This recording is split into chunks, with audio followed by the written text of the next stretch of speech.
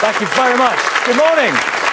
Welcome to the Big Questions from the Manor Church of England School in York. I'm Nicky Campbell. Eric Pickles, the Community Secretary, has come up with a plan to bring us all close together across class, colour and creed with shared British values.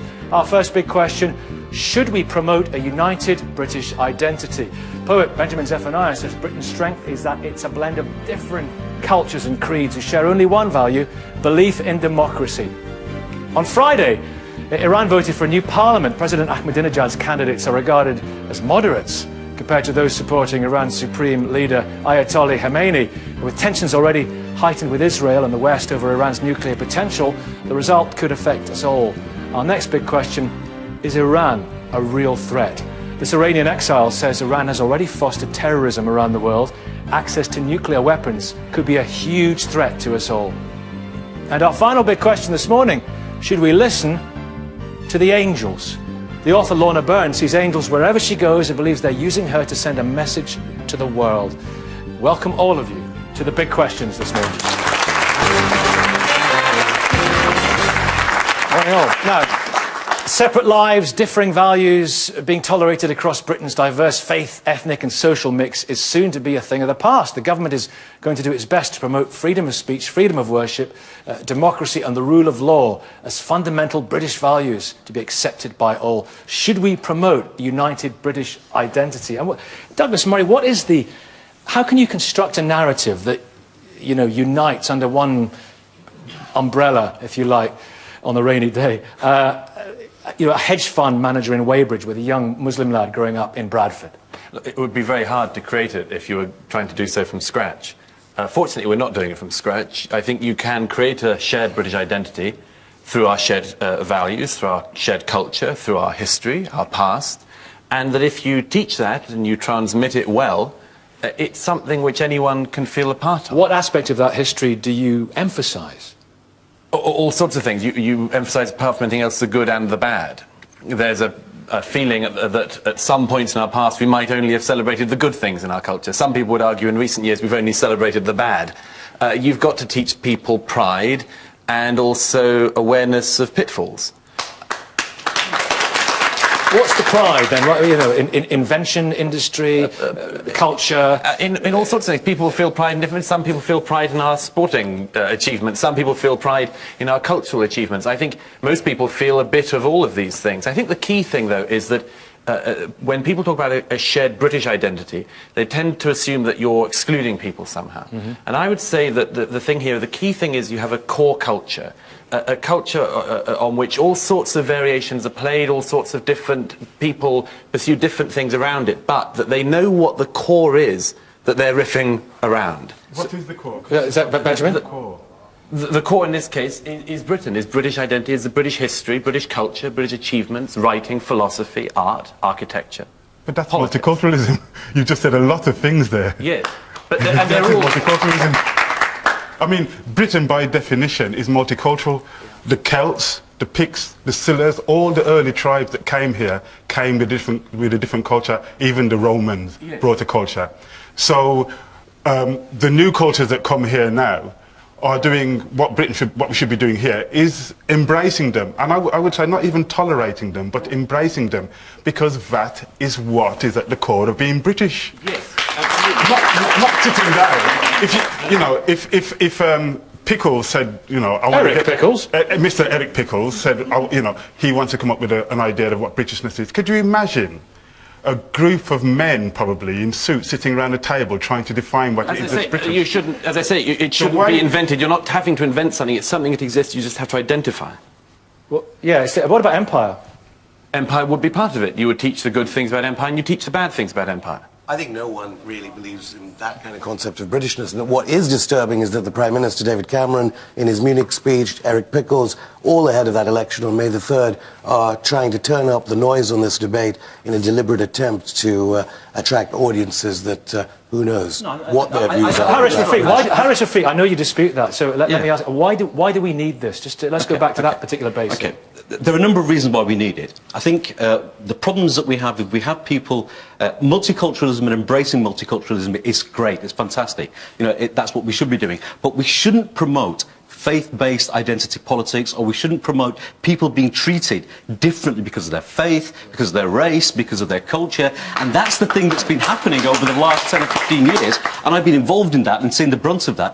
And I think that David Cameron and Eric Pickles are trying to undo what's been done over the last 10 years, where people have been dealt with according to their faith, colour, etc., and they've been living separate lives, not mixing, not integrating. And I'm not talking about assimilation, I'm talking about integration, not getting on with each other, people not even being able to speak English yet being born here. And what about the way they dress? I know you've got to think about the way some people dress who come from Pakistan, for example. Explain that. Yeah, when immigrants came to this country, well, it's natural when they come to this country, they bring with them a particular culture. And then they actually keep hold of the culture. I remember my uncles have been here since the 20s, my father came here over in the 50s, and I remember looking at photos of the immigrants that came over. They were dressing in a manner that was really helping them mix and integrate into society. What's happened now is that the people who are maybe Pakistani or Bangladeshi are more Pakistani than people in Pakistan. We have one identity, one culture. What does that even mean? A few years ago, British culture, a British man would have been represented by a man in a bowler hat. Right? You don't see that now. It changes. I know somebody who, years and years ago, got married when she was 18. Her husband died when she was 20. And she stayed in mourning, covered in black, for all her life. And she lived to be 80 or something. She was in black in mourning. That would have been seen as British cultural dress at the time. It's not anymore. Kieran, should Kieran be wearing a tweed two-piece then instead of what she's wearing just now? No, she absolutely has the right to wear what she wants. I was a punk rocker when I was 15, so that's fine. You know, I dress differently. We celebrate the diversity that we have in this country, but what is missing is the glue that binds us together as a whole community. So how do we get that glue? How we'll get that with a sense of belonging is through British values of freedom of speech, rule of law, democracy, all those things which are quite prevalent amongst all the religions as well. And a common language. And that will bring us together, and English, being the common language, will serve to bridge them gaps that we have with communities who are alienated and isolated. We have another language. Forget about the Urdu and the Hindi and the Mandarin. There has to be one common language. What about Welsh? English. Gaelic? We have lots of languages, but there has to be one common one, Brummy. especially for those communities who are coming into the country to help us engage with them. Reverend Canon Sam, Reverend Canon Sam, back with you, Benjamin. Let's bring Sam in. Do you not see the need? Eric Pickles said the separate lives strategy has failed. I think people live separate lives because it's natural. I mean, I don't think there's a sort of policy of separateness. I think people gravitate to people who are like them, and they live in their own comfort zone, and that's the reality we face. I mean, it's where we come together. It's this Englishness that I'm concerned about, because I work in Bradford, and I work with community groups, new immigrant groups, so asylum seeker, refugees, and others, and I'm appalled at the fact that there are no help for people to access services. People are isolated because they can't access services, because they can't speak English, and they're living in these sort of enclaves, and I'm trying to help them bring out, and individuals like me are doing it, but it's all voluntary work, and the councils aren't doing enough, and there's no proper government policy of helping people accept or understand what makes up Britain. We can talk about democracy and those sorts of things. Let me tell you the real practical problem. I know a young chap who was born in this country. He went to a school which was predominantly Pakistani origin, heritage people, 99%. He went to university only mixed with Pakistanis, people from Pakistan. He worked for his father, Pakistani-based customers. He had a problem with his father, left the company. I got him a job somewhere else, working in mainstream society. He just couldn't survive in that culture, in that job, and he had to leave. He signs on now. You know, this is somebody who's born here. So it's limiting life prospects, limiting job prospects. Absolutely. Yeah. Do you think somebody wearing a niqab, for example, should be reading the 9 o'clock news on television? Well, if she wants to, but I certainly would have a problem taking my family to a restaurant if the waiters were wearing a balaclava. Jamil, do you want to come in? That's you. I think we get hung up on some trivialities, you know, in terms of actually how we dress. Yeah. I mean, how do you define what dress is? I think that what this gentleman said is actually it's going to be a strategy, government policy, not just scaremongering, not just sensationalising things or using it for their political ends. If there's a genuine concern, then we would see that strategy coming out. And I think working in equality and diversity for the last 7 years... Do you think that these things are happening naturally? Because you were saying, when we were having a cup of tea earlier, you were saying when you go to Kashmir, for example, you feel British. Well, at the end of the day, you pick up the norms, the conventions, the kind of culture of doing things, and you only realise that when you go out. I mean, you mentioned Bromley, and you know, the colleague who works with me, we talk about Lancashire and Yorkshire. Yeah. You know, there's obviously over cricket or football, whatever it is, but the fact that there are going to be slight differences. And when you were saying earlier on, I hope you don't mind me saying that when you see people jumping queues, you get incredibly... Yeah, but it's funny, because that's a very British thing, isn't it? In some societies. I found out this hard way, you know, when actually going back to visit my grandfather, who's lived in this country for 50 years, just wanted a warm place to retire. You know, we don't have any of those in Yorkshire. But when I went to see him, right at the airport, I started seeing these things, and there was an elderly gentleman behind me, a Pakistani with a white beard, who started kicking off.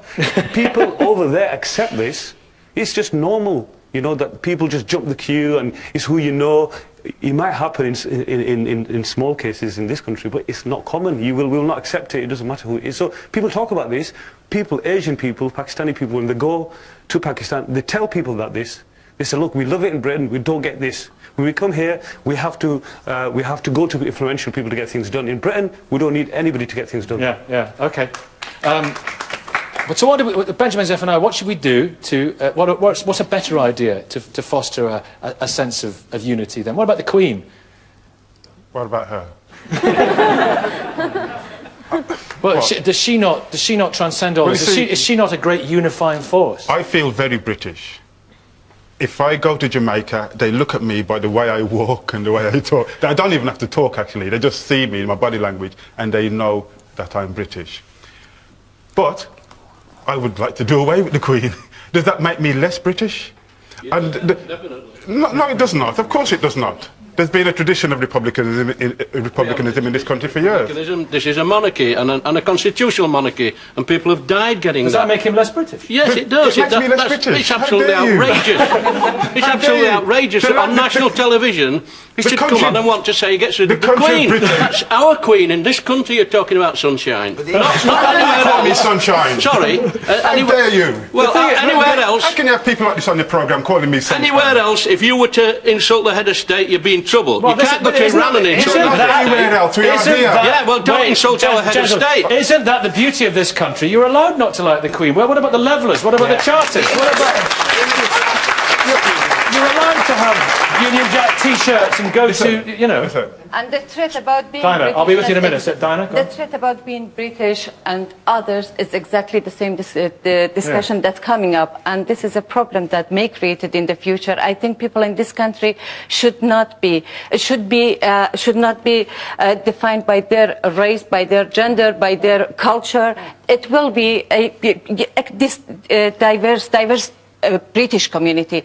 And I think religion or language is a problem. If we want to talk, all have a common language called English, so then why government really cut English courses, English classes for those people who enter the UK? So there will be some support for people to learn language. Is all classes now people, they have to pay for that. So we need to do something really... And also, Benjamin, I mean, our friend there has highlighted something interesting. He called me sunshine. I know, you didn't like that, and I'm sure that, you know, I apologise if you were offended by that.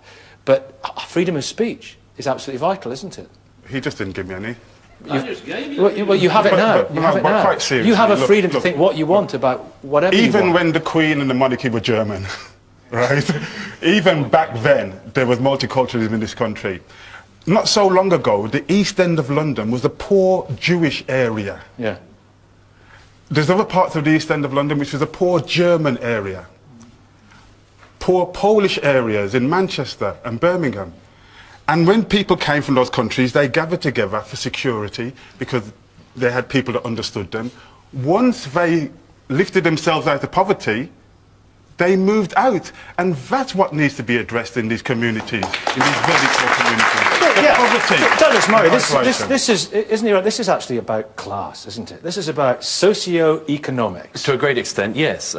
People who come into a country tend to be on the lower socio-economic class when they begin, and gradually over decades and then indeed centuries they come up. So yes, to an extent that's the case, and yes, to an extent it's true that there has always been immigration in this country. In the last 60 years it has been far, far larger than at any previous point in our history, and so some of these debates are now a lot more febrile than perhaps they were Can't be more then. than any time in I'm afraid there was. I mean, the amount of Huguenots who came to this country over the course of a century was the same number of people that were immigrating into Britain in a few months under New Labour. So it was a different, but it was just a different pace, and it's not necessary to pretend that away.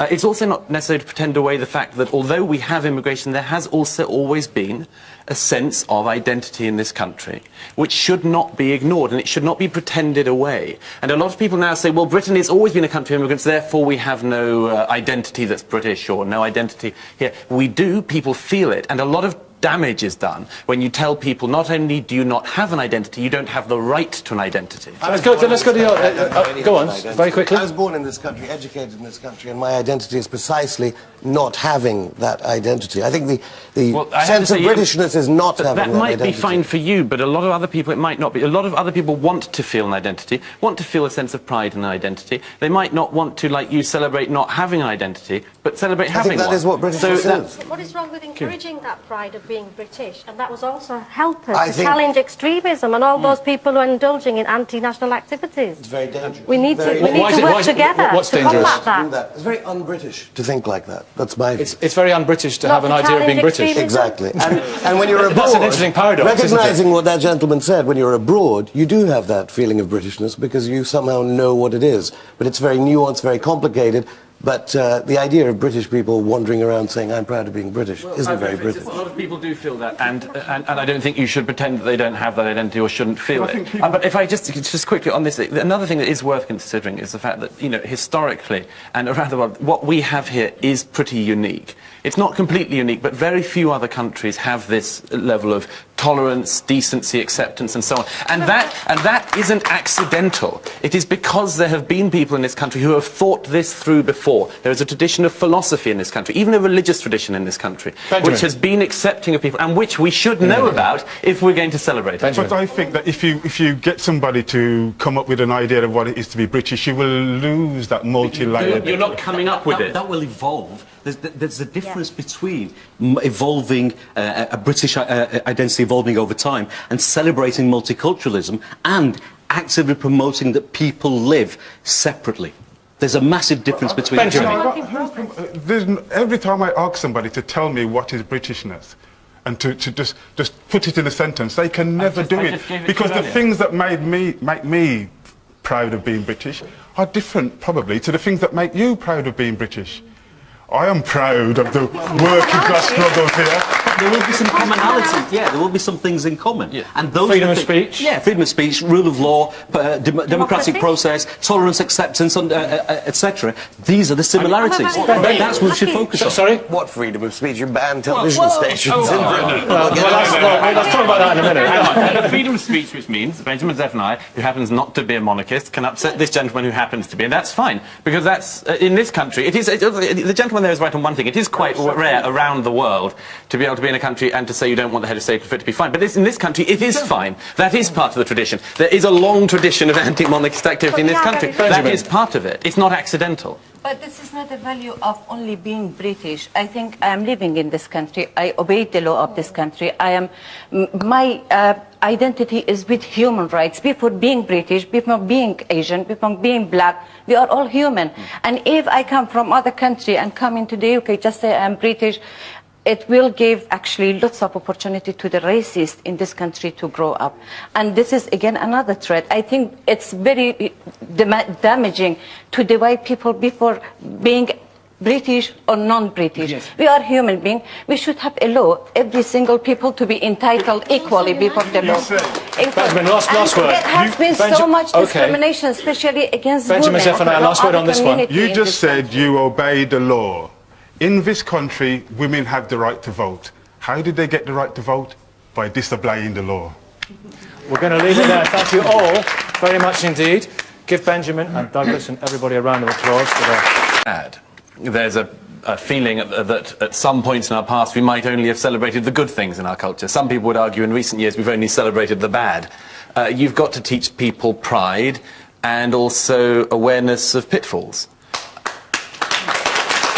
What's the pride then? Right, you know, in invention, industry, culture? In all sorts of things. People feel pride in different. Some people feel pride in our sporting achievements. Some people feel pride in our cultural achievements. I think most people feel a bit of all of these things. I think the key thing, though, is that when people talk about a shared British identity, one umbrella, if you like, on a rainy day.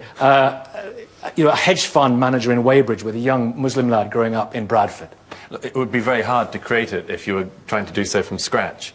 Fortunately, we're not doing it from scratch. I think you can create a shared British identity through our shared values, through our shared culture, through our history, our past, and that if you teach that and you transmit it well, it's something which anyone can feel a part of. What aspect of that history do you emphasise? All sorts of things. You emphasise, apart from anything else, the good and the bad. Voted for a new parliament. President Ahmadinejad's candidates are regarded as moderates compared to those supporting Iran's supreme leader Ayatollah Khamenei. With tensions already heightened with Israel and the West over Iran's nuclear potential, the result could affect us all. Our next big question: is Iran a real threat? This Iranian exile says Iran has already fostered terrorism around the world. Access to nuclear weapons could be a huge threat to us all. And our final big question this morning: should we listen to the angels? The author Lorna Byrne sees angels wherever she goes and believes they're using her to send a message. Thank you very much. Good morning. Welcome to the Big Questions from the Manor Church of England School in York. I'm Nicky Campbell. Eric Pickles, the Community Secretary, has come up with a plan to bring us all closer together across class, colour and creed with shared British values. Our first big question: should we promote a united British identity?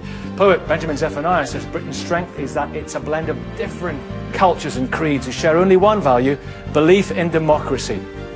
On Friday, Iran message to the world. Welcome all of you to the big questions this morning.